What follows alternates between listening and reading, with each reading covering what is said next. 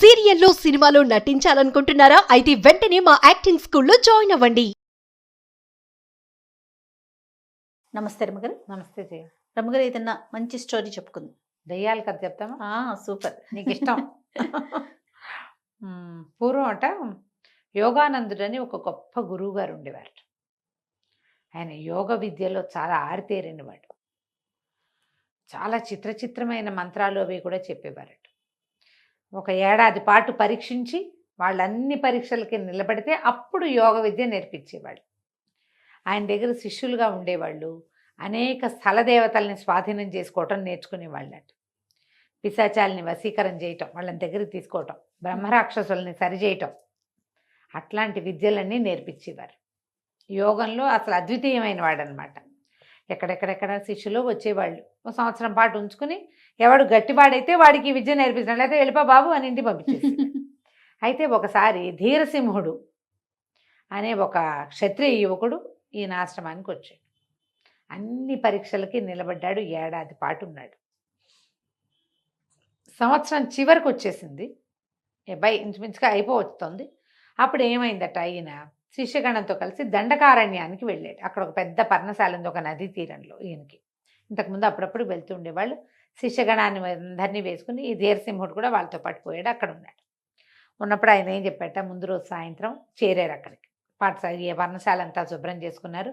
ఏదో కందమూలాలు తెచ్చారు, ఏదో ఆహారం పచనం చేసుకుని తిన్నాక ఆయన ఏం చెప్పాడంటే, ఇక్కడికి కొంత దూరంలో దగ్గరలోనే ఒక పెద్ద మర్రి చెట్టు, అది 100 మైళ్ళ వెడల్పు ఉంటుందట. చాలా పెద్దది. దాంట్లో త్రేతాయుగం నాటి పిశాచాలు కూడా ఉన్నాయి. ఈ రాత్రికి ఎవ్వరూ అక్కడికి వెళ్ళొద్దు. రేపు ఉదయం నిద్ర లేచి కాలకృత్యాల వ్యవహారాలన్నీ చూసుకున్నాక, నిత్య నైమితిక కర్మలు అయిపోయాక అప్పుడు మనం వెళ్దాం అక్కడికి అని చెప్పి. సరే, శిష్యులంతా ఏముంది పగలల్లా తిరిగి నడిచి ఉన్నారు, పడుకున్నారు. ఈ ధీరసింహుడు కూడా పడుకున్నాడు. ఓ రాత్రి వేళ మెలకు వచ్చేసింది అతనికి. ఎప్పటికీ నిద్ర పట్ల. లేచి 4 అడుగులు వేద్దామనిపించింది. లేచాడు, బయటకు వచ్చాడు. బయటకు వస్తే దూరంగా మర్రి చెట్టు కనపడతా. ఏమిటో వెళ్ళి చూద్దామనిపించింది. అలా అనిపిస్తుంది చూడు, మనం ఈ హారర్ మూవీస్లో ఎందుకు వీళ్ళు ఒట్టి పుణ్యానికి నడిచి వెళ్ళారు అనుకుంటాం. ఒట్టి పుణ్యానికి బయటకు వచ్చి ఎక్కడికి వెళ్ళకూడదో అక్కడికే వెళ్తారు. నేను ప్రతి హారర్ సినిమా చూసినప్పుడల్లా అనుకుంటా, ఈ వైపు ఎందుకు వస్తారు, వాళ్ళకి పని లేదా? ఎందుకు వస్తారు? మూవీ అంతే. మూవీయే కాదు, మనుషుల్లో అలా ఉంటుంది చేయాలి. అవునా రమ్మగారు? ఎక్కడికి వెళ్ళకూడదు అక్కడికి వెళ్తారా? మానవ లక్షణం. ఏది చేయకూడదు అది ముందు చేసేస్తారు. ఇతను ధీరసింహుడు నడవటం మొదలుపెట్టాడు. మొదలుపెడితే అలా వెళ్ళేసరికి ఆ మర్రి చెట్టు ఊడల మీద నుంచి ఏదేదో తెలుస్తోంది. ఒక తెల్లని ఆకారం దిగుతుంది.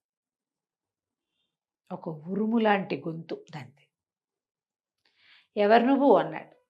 నా పేరు ధీరసింహుడు, యోగానందుల వారి శిష్యుణ్ణి అన్నాడు. నువ్వెవరు అని అడిగాడు.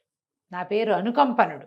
నేను రాముడి భార్య సీత ఈ అడవిలో ఉందని రావణాసురుడికి చెప్పింది నేనే అన్నాడు. అంటే వీడెప్పటి పిశాచం? త్రేతాయుగం రాటి పిశాచం వాడు. అక్కడ తన దూరంగానే నుంచున్నాడు. అది మెల్లిగా తన దగ్గరకు వస్తుంది. తప్పిమని మీద పడిపోవటల్లా స్లోగా వస్తుంది.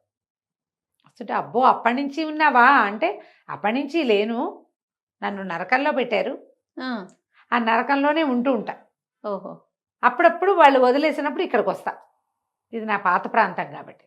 అంటే నరకంలో మీ వాళ్ళంతా ఎలా ఉన్నారంటే, ఏముంది, అందరూ బాగున్నారు, అందరూ నరక బాధలు అనుభవిస్తూ బాగానే ఉన్నారు. రావణాసురుడు ఏమంటున్నాడు, ఏముంది, నూనె బండీలు కాచమన్నారు, నూనె కాచాలి అని చెప్పారు రావణాసురుడికి అన్నాడు. మెల్లిగా జరుగుతున్నాడు. ధీరసింహుడు బింకంగా నుంచున్నాడు. దగ్గరకు వస్తుంటే భయం వేసి కేవ్వమని కేకబెట్టి పరిగెత్తాలి. పరిగెత్తితే అది స్పీడ్గా వచ్చేస్తుంది. నుంచుంటే స్లోగా వస్తుంది.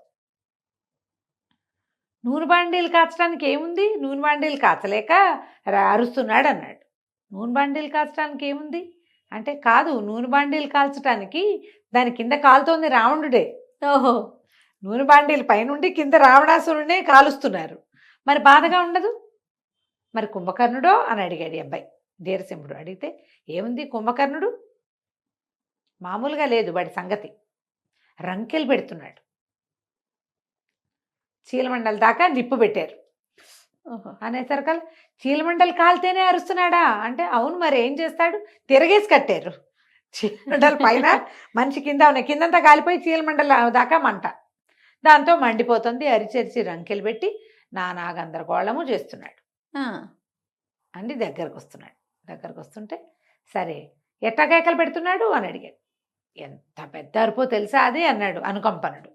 కుర్రాడు అడిగాడు అనమాట ధీరసింహుడు, ఏది అడిగి చూపించు, ఎలాంటి రంకెలు పెడుతున్నాడు అంటే వాడు పెద్దగా అరిచాడు. ఆ అనుకంపనుడు ఎంత గట్టిగా అరిచాడో, చెవులు పగిలిపోయేలాగా అయిపోయింది అను ధీరసింహుడికి. మెల్లిగా వాడి దగ్గరకు వస్తున్నాడు అనుకంపనుడు. ఇంతేనా, గాడిది బోండర పెట్టినట్టుంది, ఏం పెద్ద శబ్దం కాదు ఇది, ఇంతేనా అన్నాడు. అనేసరికి ఏమిటి సరిపోలేదా నీకు, ఇంకా పెద్దగా అరుస్తానని రెండోసారి ఇంకా పెద్దగా అరిచాడు. ఈ ధీరసింహుడు నుంచున్న భూమి ఇట్లా గజగజలాడిపోయింది. ఇతను కూడా వణికిపోయాడు. చెవుల్లోంచి రక్తం వస్తుందేమో అని అనిపిస్తోంది. చెవులు మూసుకున్నాడు. ఇంతే 3 గాడిదలు అరిచినట్టుంది, ఇంతకంటే రాదా నీకు అన్నాడు. అనేసరికి అనుకంపనికి ఒళ్ళు మడిపోయింది. ఎందుకు రాదు, నేను నరకంలో ఎంత పెద్దగా అరిచేవాడినో తెలుసా, నరక భటలే చచ్చేవాళ్ళు నా అరుపులకి అని చెప్పి మూడోసారి ఇంకా పెద్దగా అరిచాడు. పెద్దగా అరితే మర్రి చెట్టు ఊగిపోయింది. వీడు ధీరసింహుడు దాదాపుగా పడిపోయాడు కింద. లేచి నిలబడ్డాడు. ఇంతేనా అన్నాడు. ఇంతే కాదు, నేను నిన్ను తినేయడానికి వచ్చాను, నువ్వు చూసుకోలేదు, నేను నీ దగ్గరకు వచ్చేసానని పట్టుకుపోయాడు. ఇంతలో ఏమైంది, అనుకంపనుడు ఏం చేశాడు, ఇప్పుడు 3 సార్లు అరిచాడు. ఈ అరుపులకి మొత్తం ఇప్పుడు ఒక ఖాళీ ప్రదేశంలో అరిస్తే ఎటా వినపడుతుంది దూరానికి, ఆ పర్ణశాలలో ఉన్న యోగానందుడికి వినిపించేసింది. ఆయన ఇక్కడ ఏదో జరుగుతోందని విద్యార్థులను చూసుకుని ధీరసింహుడు లేడు పరిగెత్తుకుంటూ వచ్చేసాడు కమండలం పుచ్చుకుని. రావటం ఏమిటి, ఈ ధీరసింహుడిని కావలించుకోబోతున్న అనుకంపనుడి మీద మంత్రజలం జల్లేశాడు. చల్లంగానే కేవమని అరిచి అనుకంపనుడు కాస్త ఒక్కసారి చిన్న పిశాచ రూపం పొంది పారిపోయాడు పైకి. మిగిలిన శిష్యగణం అంతా వచ్చింది.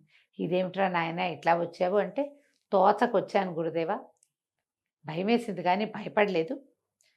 తను పరిగెడినా నడిచినా నా వెనకాల వచ్చేస్తాడు, ఆశ్రమంలోకి వచ్చాడంటే మనం ఏమీ చేయలేకపోతామని ఇలా నేను చేశారు. అర్పించాను అనేసరికి ఆయన సంతోషించాడు. నీకు ఎంత ధైర్యం రా, మామూలుగా ఏమవుతుంది అక్కడ దాకా వాళ్ళు మీదకి వచ్చేసరికి పారిపోతారు. అవును, పరిగెత్తడమే కుక్కలు కూడా అలాగే వెంట పడతాయి జయ.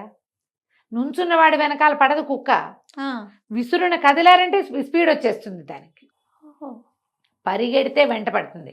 నుంచున్నారనుకో బింకంగా భయపడకుండా అదేం చేయదు, కానీ మనకు భయం అనిపించేస్తుంది. భయం అనిపించేస్తుంది. బిగ తీసుకుని నుంచున్న వాడిని కుక్క ఏమీ చేయదు, వెంట పడదు, అది నుంచుంటుంది. మెల్లిగా ఒక నిమిషం అయ్యాక తోకాడిస్తుంది. అది గమనించరు, బెదిరిపోయి పరిగెత్తేస్తారు, ప్యానిక్ అయిపోతారు. ఈ దయ్యాలను చూసినా అంతే, ప్యానిక్ అయి పరిగెడితే అది వెంటపడి పట్టేస్తుంది. వెన్ను చూపించామా పట్టుకుంటుంది, కుక్క పిక్క పట్టుకుంటుంది. ఎందుకంటే పరిగెత్తేటప్పుడు ఆ పిక్కల కదలిక దాన్ని అట్రాక్ట్ చేస్తుంది. అందుకని ఇక పట్టుకోలేదు. సరే, ఆయన చాలా సంతోషించాడు యోగానందుడు.